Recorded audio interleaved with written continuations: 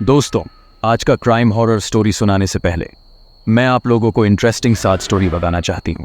हमारा कहानी देखने वाले 98% लोग कहानी तो पसंद करते हैं, बट चैनल को सब्सक्राइब नहीं करते हैं। आप उसे 98% लोगों में है तो एक छोटा सा काम करना है। इस वीडियो का नीचे जो सब्सक्राइब बटन है उसको दबा के और पास में जो बेल आइकन है उसको फटाक से दबा के मेरे साथ रहिए। निर्भया कांड एक ऐसा अमानवीय घटना थी जिसने भारतीय समाज को झकझोर कर रख दिया। 16 दिसंबर 2012 की रात को दिल्ली में 23 वर्षीय पैरामेडिकल छात्रा ज्योति सिंह के साथ एक बस में सामूहिक बलात्कार और बर्बरता हुई। इस घटना ने महिलाओं की सुरक्षा, कानून व्यवस्था और समाज के नैतिक पहलुओं पर गंभीर सवाल उठाए। इस मामले को निर्भया नाम दिया गया, जिसका अर्थ है निडर मसीह, क्योंकि यह नाम उसकी हिम्मत और संघर्ष की भावना को उजागर करता है। ज्योति सिंह का जन्म और पालन पोषण दिल्ली के पास एक साधारण गांव में हुआ था। उसके माता पिता एक बेहतर भविष्य की तलाश में दिल्ली में बसे थे। ज्योति बचपन से ही एक मेहनती छात्रा थी और उसने चिकित्सा क्षेत्र में करियर बनाने का सपना देखा था। वह अपने माता पिता के लिए एक गर्व का कारण थी और उनकी उम्मीदों का प्रतीक थी। अपने परिवार की आर्थिक स्थिति को सुधारने के उद्देश्य से उसने अपनी पढ़ाई के साथ साथ अंशकालिक काम भी किया। 16 दिसंबर 2012 की रात को ज्योति अपने दोस्त के साथ एक फिल्म देखकर लौट रही थी। उन्होंने अपने घर लौटने के लिए एक प्राइवेट बस में बैठने का निर्णय लिया। इस बस में पहले से ही 6 लोग मौजूद थे, जिनमें से एक बस का ड्राइवर था। जैसे ही बस चली, उनमें से एक व्यक्ति ने ज्योति के दोस्त पर हमला कर दिया और उसे घायल कर दिया। इसके बाद आरोपियों ने ज्योति के साथ घिनौनी हरकतें की और उसके साथ सामूहिक बलात्कार किया। उन्होंने न केवल उसका शारीरिक शोषण किया, बल्कि लोहे की छड़ से उसे गंभीर रूप से घायल कर दिया, जिससे उसके आंतरिक अंगों में गहरी चोटें आईं। हमलावरों ने इस अमानवीय कृत्य के बाद दोनों को सड़क पर फेंक दिया और वहां से भाग निकले। घटना के बाद दिल्ली पुलिस ने घायल अवस्था में ज्योति और उसके दोस्त को अस्पताल पहुंचाया। डॉक्टरों ने बताया कि ज्योति की हालत बेहद गंभीर थी और उसे बचाने के लिए अत्यधिक प्रयासों की जरूरत थी। उसे सफदरजंग अस्पताल में भर्ती कराया गया, जहां डॉक्टरों की एक टीम ने उसे बचाने की पूरी कोशिश की। हालांकि उसके अंदरूनी अंग बुरी तरह क्षतिग्रस्त हो चुके थे। उसकी स्थिति में सुधार न होता देख उसे सिंगापुर के माउंट एलिजाबेथ अस्पताल में स्थानांतरित किया गया, लेकिन 29 दिसंबर 2012 को उसने दम तोड़ दिया। इस हृदय विदारक घटना ने पूरे देश को आक्रोशित कर दिया। दिल्ली और देश के अन्य हिस्सों में व्यापक विरोध प्रदर्शन हुए। सड़कों पर हजारों की संख्या में लोग उतरे, जिनमें महिलाएं, पुरुष, विद्यार्थी और विभिन्न सामाजिक संगठन शामिल थे। लोग न्याय की मांग कर रहे थे और सरकार से महिलाओं की सुरक्षा के लिए कठोर कदम उठाने की गुहार लगा रहे थे। इस घटना ने न केवल भारत में बल्कि दुनिया भर में लोगों का ध्यान खींचा और महिलाओं की सुरक्षा पर सवाल खड़े किए। इस घटना के बाद सरकार ने एक जांच समिति का गठन किया, जिसे जस्टिस वर्मा समिति के नाम से जाना गया। इस समिति का उद्देश्य कानून में सुधार कर महिलाओं के प्रति होने वाले अपराधों के लिए कठोर दंड का प्रावधान करना था।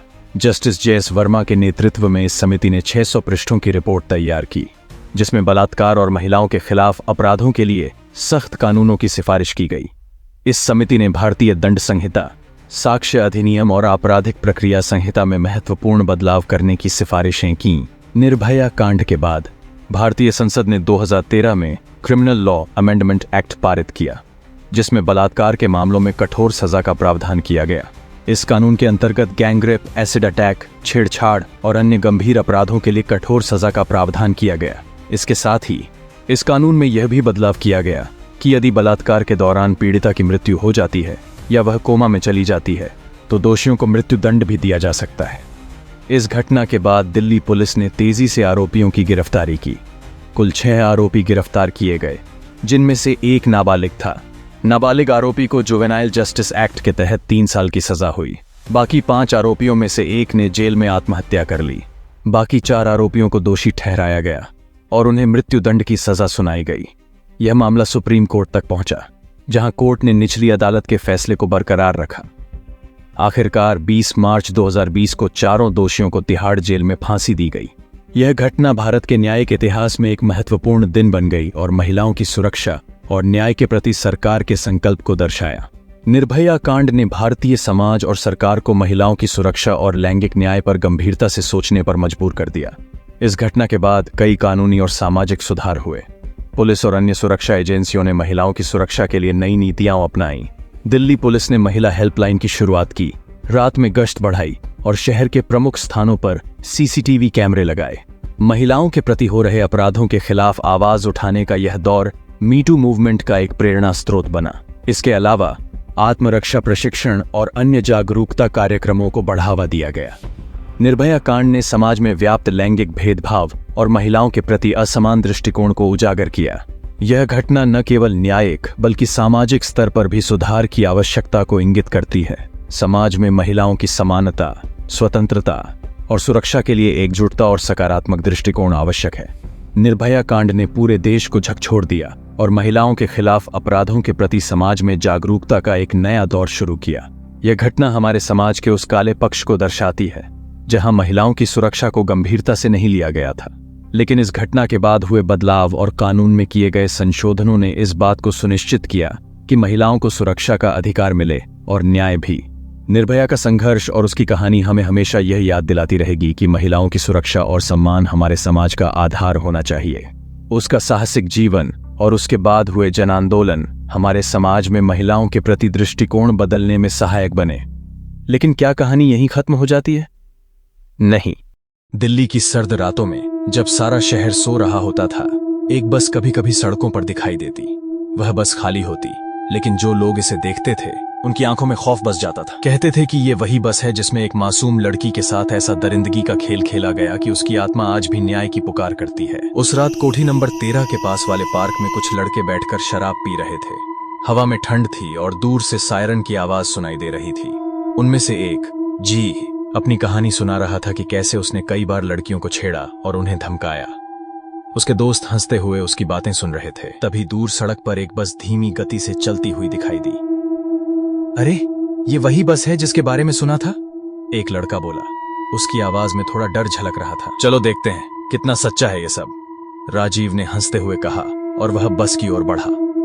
जैसे ही वह बस के पास पहुंचे, उसके दरवाजे अपने आप खुल गए। अंदर गहरी अंधेरा था, लेकिन एक अजीब सी सर्द हवा निकल रही थी।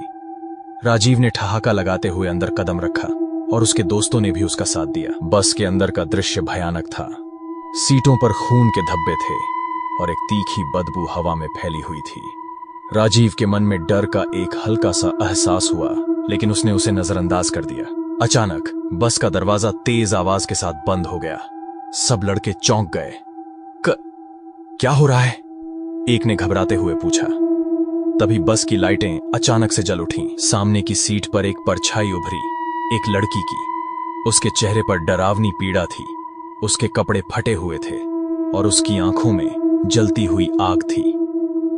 तुम कौन हो? राजीव ने कांपते हुए पूछा। मैं वही हूं जिसे तुम जैसे हैवानों ने अपनी हवस का शिकार बनाया था। मैंने तुम्हारी तरह ही दरिंदों का सामना किया था, लेकिन अब मैं सिर्फ न्याय की भूखी हूं। लड़कों ने भागने की कोशिश की, लेकिन बस के दरवाजे जैसे जंजीरों से बंध गए थे।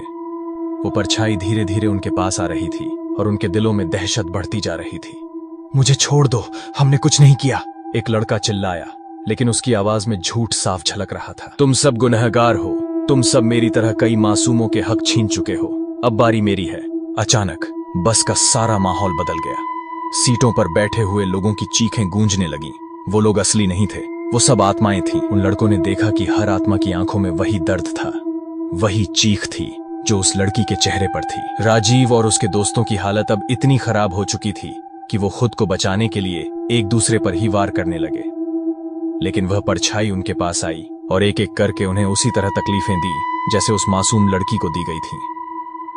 हर चीख, हर दर्द का हिसाब लिया गया, कोई बच नहीं पाया। अगले दिन जब सुबह हुई तो पुलिस को वही बस शहर के एक सुनसान इलाके में मिली। बस के अंदर राजीव और उसके दोस्तों के शरीर बुरी तरह से घायल और विकृत थे। ऐसा लग रहा था जैसे उन्होंने अपनी जान बचाने की बहुत कोशिश की हो, लेकिन कोई अज्ञात शक्ति ने उन्हें निर्दयता से खत्म कर दिया हो। शहर में यह खबर फैल गई और लोग फिर से उसी घटना को याद करने लगे जिसने वर्षों पहले पूरे देश को हिलाकर रख दिया था। लोगों ने कहा कि निर्भया की आत्मा अभी भी न्याय की तलाश में है और वह उन दरिंदों को कभी नहीं छोड़ेगी जो उसकी तरह मासूमों का शिकार बनाते हैं। कुछ महीने बीत गए, लेकिन उस बस की कहानी शहर में एक रहस्य बन गई। हर रात किसी न किसी ने उस बस को खाली सड़कों पर देखा था। कहते हैं कि जो भी उस बस के अंदर जाता है उसकी मुलाकात निर्भया की आत्मा से होती है। वह आत्मा अब हर उस दरिंदे के पीछे है जिसने किसी मासूम की जिंदगी को नर्क बनाया हो। लोगों ने धीरे धीरे इस बस से दूर रहना शुरू कर दिया। हर शख्स जानता था कि वह बस अब सिर्फ खौफ का प्रतीक बन चुकी है। निर्भया की आत्मा का बदला पूरा हो रहा था और इस तरह निर्भया का नाम अब सिर्फ एक कहानी नहीं रह गया था। उसकी आत्मा का खौफ हर रात दिल्ली की सड़कों पर महसूस किया जाता था। वह बस अब इंसाफ की बस बन चुकी थी, जो उन पापियों की तलाश में निकलती थी जिन्होंने समाज में औरतों को हमेशा कमजोर समझा था। यह कहानी एक संदेश देती है कि ऐसे अपराध कभी माफ नहीं होते। समाज में महिलाओं के खिलाफ होने वाले अपराधों को खत्म करने के लिए कड़े कदम उठाने की जरूरत है। इस कहानी का उद्देश्य किसी का अनादर या अपमान करना नहीं है। कृपया कोई भी इस बात का बतंगड़ न बनाए। इसी तरह अनजान डरावनी क्राइम हॉरर स्टोरी सुनने के लिए मेरा चैनल को सब्सक्राइब करके और पास में जो बेल आइकन है उसको जोर से दबा के मेरे साथ जुड़े रहे। अपना ख्याल रखना और स्वस्थ रहना।